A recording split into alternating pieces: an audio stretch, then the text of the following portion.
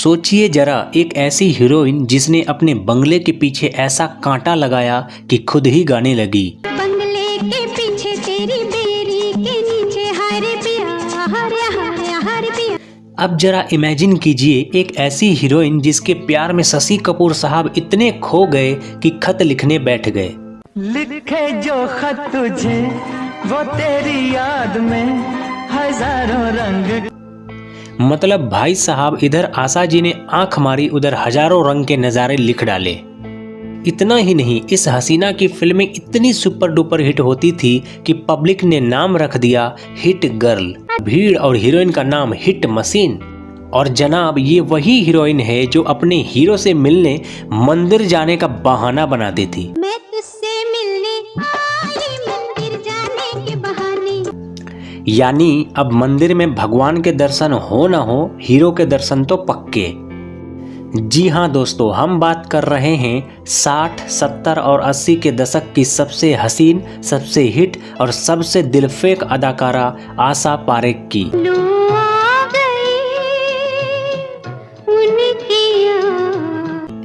लेकिन रुकिए, असली सस्पेंस तो अभी बाकी है। सोचिए, आशा पारेख और दिलीप कुमार की जोड़ी कभी बनी ही नहीं। क्यों? आखिर ऐसा क्या हुआ कि ये दोनों कभी साथ नहीं आए? जहां हर बड़ा एक्टर उनकी खूबसूरती और अदाओं के चक्कर में लाइन लगाकर शादी का फॉर्म भर रहा था, वहीं आशा जी ने सबको बेटर लक नेक्स्ट टाइम बोलकर सीधा दिल दे दिया एक शादीशुदा 2 बच्चों के बाप प्रोड्यूसर नासिर हुसैन को। कितना प्यारा वादा है इन मत वाली आंखों का, इस मस्ती। क्या बात कर दी ना। और सुनिए, इतना ही नहीं, कहते हैं कि आशा जी के डर से धर्मेंद्र ने शराब तक छोड़ दी। फिर आई पुरवाई है। अरे भाई, इतना असर तो डॉक्टरों की दवा का भी नहीं होता जितना आशा जी की आंखों का हुआ। अब सोचिए, जिस एक्ट्रेस से शादी के लिए बड़े बड़े स्टार्स और डायरेक्टर्स गिड़गिड़ा रहे थे, उसी ने एक शादीशुदा इंसान को अपना दिल दे दिया।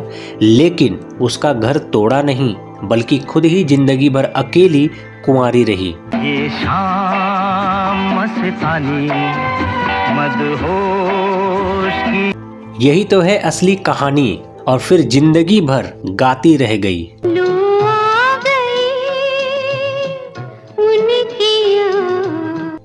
तो दोस्तों, आज हम जानेंगे आखिर क्यों आशा पारेख ने अपने दौर के सबसे बड़े सुपरस्टार्स को नकार दिया, क्यों उन्होंने शादी नहीं की और आज वो कहाँ है, कैसी जिंदगी जी रही है। बस आप दिल थाम कर बैठ जाइए और इस वीडियो को लाइक और चैनल को सब्सक्राइब जरूर कीजिए, क्योंकि आगे कहानी में है कॉमेडी, सस्पेंस और इमोशन का फुल डोज। तो चलिए शुरू करते हैं।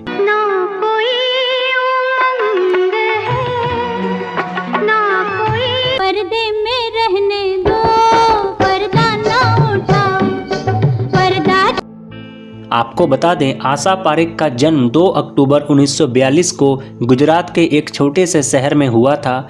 अब 2 अक्टूबर का जिक्र आते ही 2 बातें याद आ जाती है। एक तो महात्मा गांधी का जन्मदिन और दूसरी, अरे वही दृश्यम वाला यादगार कांड। आशा जी का जन्म एक हिंदू मुस्लिम मिलन से हुआ था। उनके पिता का नाम था बाचू भाई पारेख और उनकी मां, जो शादी से पहले सलमा थी, विवाह के बाद सुधा पारेख बन गई।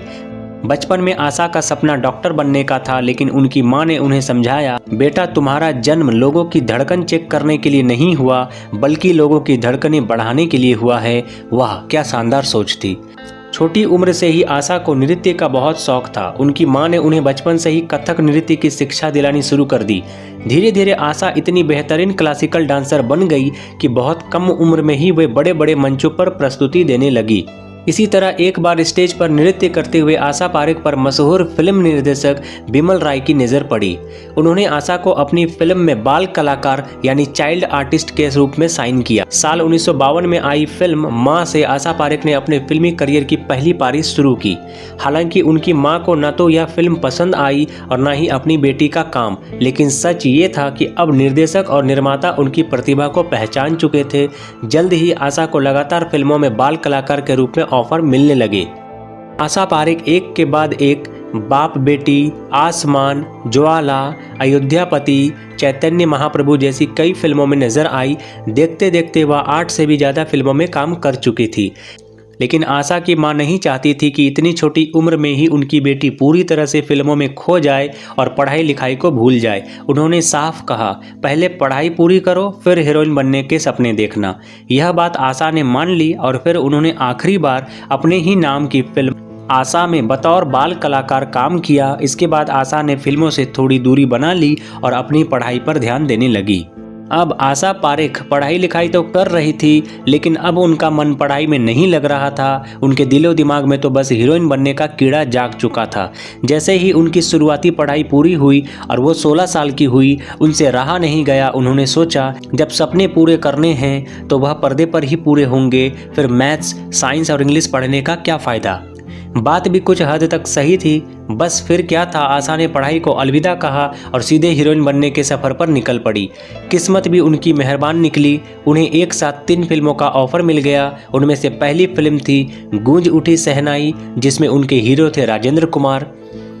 फिल्म की शूटिंग शुरू हुई, लेकिन अफसोस सिर्फ 3-4 दिन की शूटिंग के बाद ही डायरेक्टर ने उन्हें यह कहकर फिल्म से निकाल दिया, तुम में हीरोइन वाली अदाकारी है ही नहीं। और फिर आशा की सारी आशाओं का दीपक बुझ गया। जब यह खबर फैली कि आशा एक्टिंग में कमज़ोर है और इतनी खराब अदाकारी करती है कि पहली ही फिल्म से बाहर कर दी गई, तो नतीजा ये हुआ कि बाकी की 2 फिल्मों से भी उन्हें निकाल दिया गया।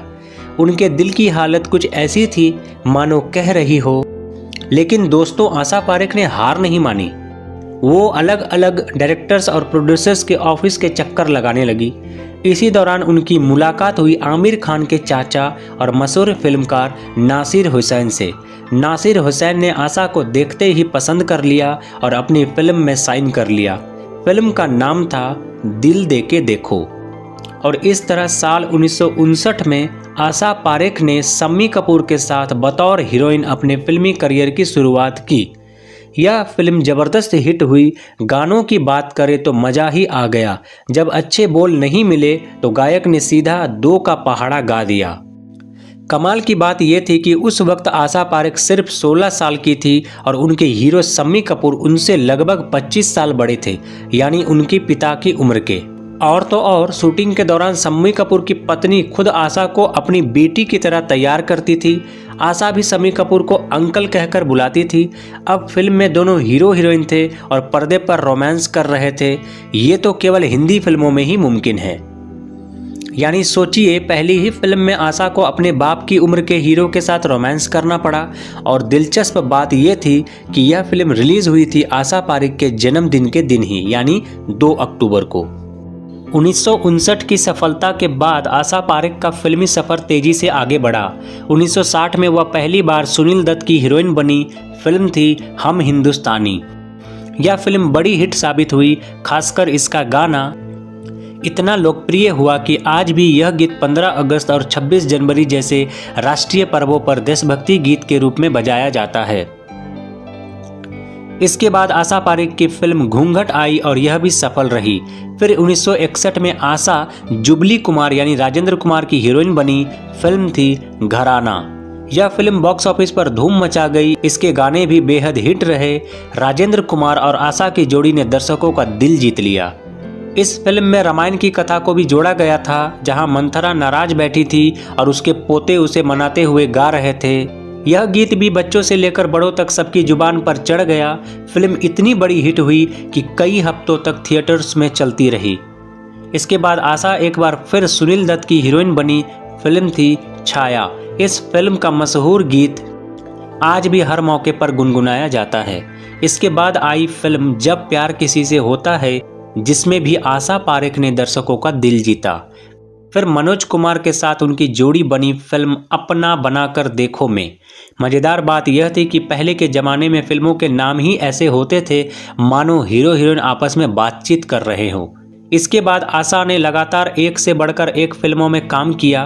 भरोसा, बिन बादल बरसात, मेरी सूरत तेरी आंखें, फिर वही दिल लाया हूँ, जिद्दी, मेरे सनम, तीसरी मंजिल और हर फिल्म के साथ उनकी लोकप्रियता और भी बढ़ती चली गई। वो वाकई सबकी चहेती अदाकारा बन चुकी थी। 1966 में आशा पारेख ने पहली बार धर्मेंद्र के साथ काम किया। फिल्म थी आए दिन बहार के। यह फिल्म सुपर हिट हुई और इसके गाने जैसे नगमे आज भी याद किए जाते हैं। इसके बाद इन्होंने मनोज कुमार के साथ फिल्म दो बदन की, जिसने उन्हें और भी लोकप्रिय बना दिया।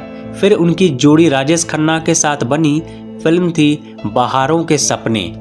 यह राजेश खन्ना की दूसरी फिल्म थी और उस समय तक लोग उन्हें ज़्यादा नहीं जानते थे, लेकिन आशा पारेख के साथ काम करने के बाद राजेश खन्ना भी धीरे धीरे सुपरस्टार बनने की राह पर चल पड़े और फिर तो जैसे नगमे हमेशा हमेशा के लिए अमर हो गए। 1967 में आशा पारेख और मनोज कुमार की शानदार फिल्म उपकार आई। यह वही फिल्म थी जिसे राष्ट्रीय पुरस्कार मिला था। फिल्म का मशहूर गीत आज भी लोगों की जुबान पर है। दरअसल यह फिल्म लाल बहादुर शास्त्री जी के जय जवान जय किसान नारे से प्रेरित होकर बनाई गई थी। कहानी भी ऐसी थी जिसमें तलवार की नोक या एटम बम की धमकी से भी देश को झुकाया नहीं जा सकता। यही फिल्म लोगों के दिलों में देशभक्ति का जुनून भर गई। इसके बाद आशा पारेख ने धर्मेंद्र के साथ फिल्म शिखर की और यह ब्लॉकबस्टर साबित हुई। इसके गाने भी खूब लोकप्रिय हुए। फिर कन्यादान, साजन, चिराग जैसी फिल्में आई। इसके बाद आई आया सावन झूम के और एक बार फिर धर्मेंद्र और आशा की जोड़ी ने पर्दे पर कमाल कर दिखाया। इस फिल्म का गाना आज भी ओल्ड इज गोल्ड की लिस्ट में शामिल है। इसके बाद प्यार का मौसम और महल जैसी फिल्में भी आई। 1970 में आशा पारेख ने राजेश खन्ना के साथ फिल्म आन मिलो सजना की। यह फिल्म सुपर डुपर हिट रही और गाने लोग आज भी प्यार से याद करते हैं। जब आशा ने गाया तो राजेश खन्ना ने भी शरारत भरे अंदाज में कहा और यह गाना उस दौर के प्रेमी जोड़े खूब गुनगुनाते थे। इसके बाद आई फिल्म कटी पतंग। इस फिल्म ने राजेश खन्ना को सुपरस्टार बना दिया और आशा पारेख के करियर की भी यह सबसे बेहतरीन फिल्मों में गिनी जाती है। इसके गाने या फिर आज भी अमर है। 1971 में आशा पारेख जितेंद्र के साथ फिल्म कारवां में नजर आई। इसके गाने ने लोगों का दिल जीत लिया। इसके बाद धर्मेंद्र और विनोद खन्ना के साथ उनकी फिल्म मेरा गांव मेरा देश आई। इस फिल्म के गाने भी जबरदस्त हिट हुए और धर्मेंद्र को बांधने वाले सीन ने तो लोगों की सांसें थमा दी थी। इसके बाद 1972 में धर्मेंद्र के साथ फिल्म समाधि आई। इसका मशहूर गाना इतना हिट हुआ कि आज भी लोग इस पर डांस करने लगते हैं। इस गाने के बाद तो इसके कई रीमेक भी बने। अक्षय कुमार और शेफाली जरीवाला का वर्जन और बाद में टोनी कक्कड़ का रिक्रिएटेड गाना। इसके बाद आशा ने सुनील दत्त और शत्रुघ्न सिन्हा के साथ फिल्म हीरो की। इस फिल्म में आशा का डायलॉग लड़कियों का फेवरेट बहाना बन गया। फिल्म बड़ी हिट नहीं हुई लेकिन शूटिंग के दौरान विवाद खूब हुआ। दरअसल इसी फिल्म के सेट पर आशा पारेख और शत्रुघ्न सिन्हा में झगड़ा हो गया। किसी ने शत्रुघ्न सिन्हा के कान भर दिए कि आशा कह रही थी कि ये नया लड़का बहुत अकड़ू और घमंडी है। बस फिर क्या था, शत्रुघ्न सिन्हा भड़क गए और मीडिया के सामने कह डाला, मुझे आशा पारेख बिल्कुल भी पसंद नहीं है। उसके साथ सीन करने के बाद मैं अपने हाथ साबुन से धोता हूँ ताकि उसकी बदबू न आए। यह सुनकर आशा भी नाराज हो गई और दोनों की यह दुश्मनी सालों तक चर्चा में रही। इसके बाद भी आशा पारेख फिल्मों में काम करती रही। कई फिल्में सुपर हिट रही और कुछ फ्लॉप भी रही, लेकिन उनकी लोकप्रियता लगातार बनी रही। साल 1978 में रिलीज हुई फिल्म मैं तुलसी तेरे आंगन की ने आशा पारेख को एक बार फिर सुर्खियों में ला दिया। इस फिल्म के गाने भी बहुत लोकप्रिय हुए। इसके बाद उन्होंने बिन फेरे हम तेरे, प्रेम विवाह, बदला, बलिदान, गुनहगार, 100 दिन, सांसें जैसी कई फिल्मों में काम किया। लेकिन अब धीरे धीरे उनकी उम्र ढलने लगी थी और वह मेन हीरोइन की बजाय सपोर्टिंग भूमिकाएं निभाने लगी थी। अब आशा पारेख बहन, भाभी और माँ के किरदारों में दिखाई देने लगी। जैसे फिल्मों में संवाद आता था तो जवाब मिलता, जो बेगानों ने भी नहीं किया। धीरे धीरे दर्शक भी उन्हें ऐसे ही गंभीर किरदारों में देखने लगे। इसके बाद आशा पारेख ने बुलंदी, कालिया, पाखंडी, धर्म और कानून, सागर संगम, हम तो चले परदेस, हमारा खानदान, उस्ताद, बंटवारा जैसी फिल्मों में सह नायिका की भूमिकाएं निभाई। लेकिन अब उनके फिल्मों में होने या ना होने से कोई खास फर्क नहीं पड़ता था, क्योंकि इंडस्ट्री में नई नई हीरोइनें आ चुकी थी और आशा पारेख उनके लिए माँ या सास के रोल करने लगी थी। इसके बाद साल 1995 में आई फिल्म आंदोलन में उन्होंने गोविंदा और संजय दत्त की मां का किरदार निभाया और अपने अभिनय की गहरी छाप छोड़ी। उनकी आखिरी फिल्म थी सर आंखों पर, जो साल 1999 में रिलीज हुई थी। इसके बाद उन्होंने हमेशा के लिए फिल्मों से दूरी बना ली। अब बात करते हैं उनकी निजी जिंदगी की और उन सच्चाइयों की जिनके बारे में कम लोग जानते हैं। आशा पारेख शुरू से ही बहुत नटखट और शरारती स्वभाव की थी। वह अक्सर फिल्म के सेट पर मस्ती मजाक करती रहती। कई बार उनकी यही आदत फिल्म मेकर्स को पसंद नहीं आती थी। एक किस्सा मशहूर है फिल्म घूंघट का, जिसके निर्देशक थे रामानंद सागर, जिन्होंने बाद में रामायण बनाई थी। फिल्म में एक सीन था जिसमें आशा पारेख को रोना था, लेकिन वह उस समय मस्ती के मूड में थी और रोने की बजाय हंसने लगती थी। करीब 30 बार रीटेक हुए, लेकिन सीन शूट नहीं हो पाया। रामानंद सागर खुद सीन की भावनाओं में डूब गए और उनकी आंखों से आंसू निकल आए, लेकिन आशा उन्हें देखकर और जोर जोर से हंसने लगी। बस फिर क्या था, रामानंद सागर का गुस्सा फूट पड़ा। उन्होंने सबके सामने आशा को बच्चा दिमाग और लापरवाह कहकर जमकर फटकार लगाई। इस फटकार का असर इतना गहरा हुआ कि आशा पारेख सेट पर ही रोने लगी और उसी हालत में सीन शूट कर लिया गया, यानी डायरेक्टर ने अपना लक्ष्य पा लिया। इसके बाद आशा पारेख ने ठान लिया कि वह कभी भी अब काम को हल्के में नहीं लेगी और अपने अभिनय को पूरी गंभीरता से करेगी। आपको बता दें, फिल्म मेरा गांव मेरा देश में काम करने के लिए आशा पारेख ने उस दौर में 3 लाख रुपए एडवांस लिए थे। यह रकम इतनी बड़ी थी कि उस समय किसी भी हीरोइन को इतनी फीस नहीं मिलती थी। इसी के साथ आशा पारेख बॉलीवुड की सबसे महंगी हीरोइन बन गई थी। उस वक्त उनकी लोकप्रियता इतनी ज़बरदस्त थी कि उनकी फिल्में लगातार 25 हफ्तों तक थिएटर में चलती रहती थी। इसी कारण उन्हें बॉलीवुड की पहली जुबली गर्ल कहा गया।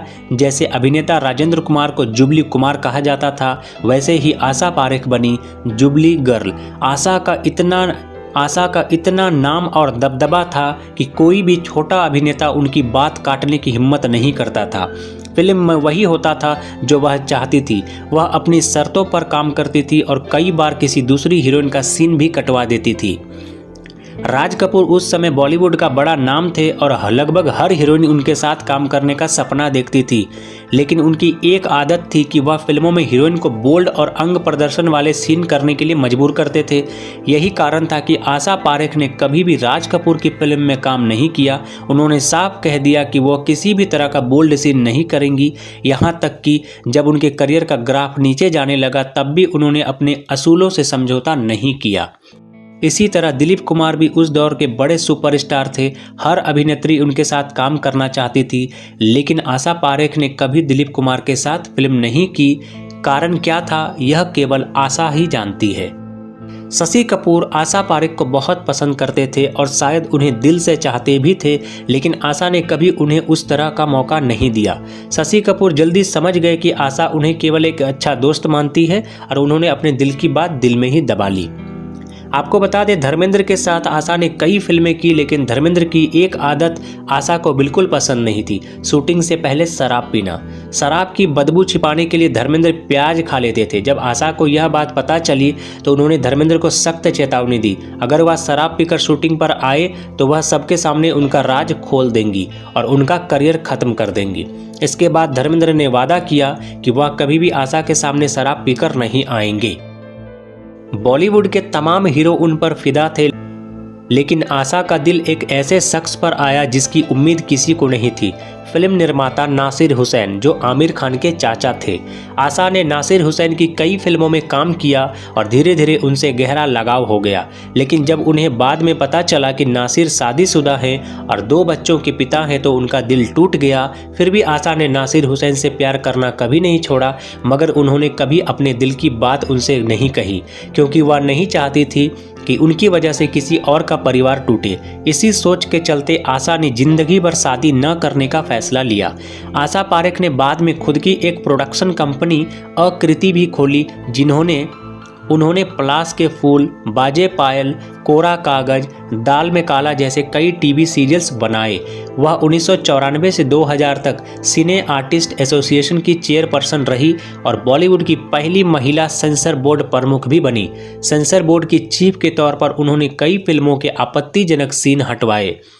निर्देशक शेखर कपूर की फिल्म एलिजाबेथ और महेश भट्ट की फिल्म जख्म में भी उन्होंने कई सीन हटाने के आदेश दिए। इस वजह से उनकी महेश भट्ट से तीखी नोकझोंक हुई।